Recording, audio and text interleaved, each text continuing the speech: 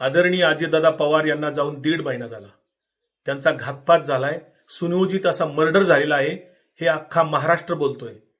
त्यांचे पुतणे युवा आमदार रोहितदादा पवार सर्व पातळीवर पाठपुरावा करत आहेत.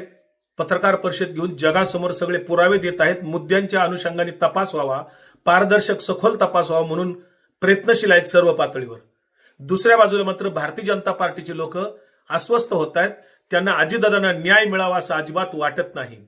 अजितदादांच्या पक्षातले अमोल मिटकरी जर सोडले तर इतर काही आमदार त्यांना मंत्रिपदाची स्वप्न पडत आहेत, पदाची स्वप्न पडत आहेत. असे मंत्रिपदासाठी आसुसलेले आमदार सुनील शेळके असतील, आमदार अनिल भाईदास पाटील असतील किंवा अन्य काही आमदार आहेत की ज्यांना मंत्री व्हायचंय आणि म्हणून ते सुनील तटकरे, प्रफुल्ल पटेल असतील या नेत्यांचे त्या ठिकाणी लांगुल चालन करण्यासाठी किंवा त्यांना खुश करण्यासाठी प्रयत्नशील आहेत. त्यांना अजितदादांना न्याय मिळावा असं अजिबात वाटत नाही, ही खंत आहे.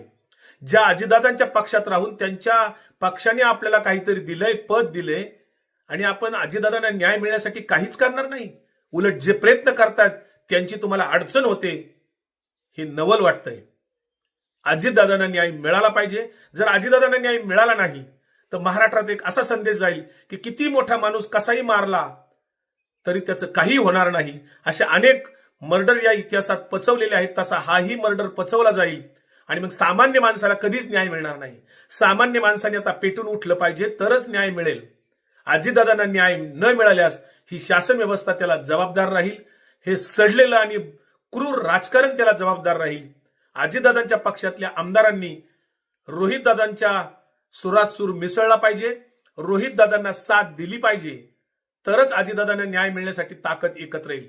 अन्यथा तुम्ही फक्त सत्तेचे लालची आहात हे सिद्ध होईल.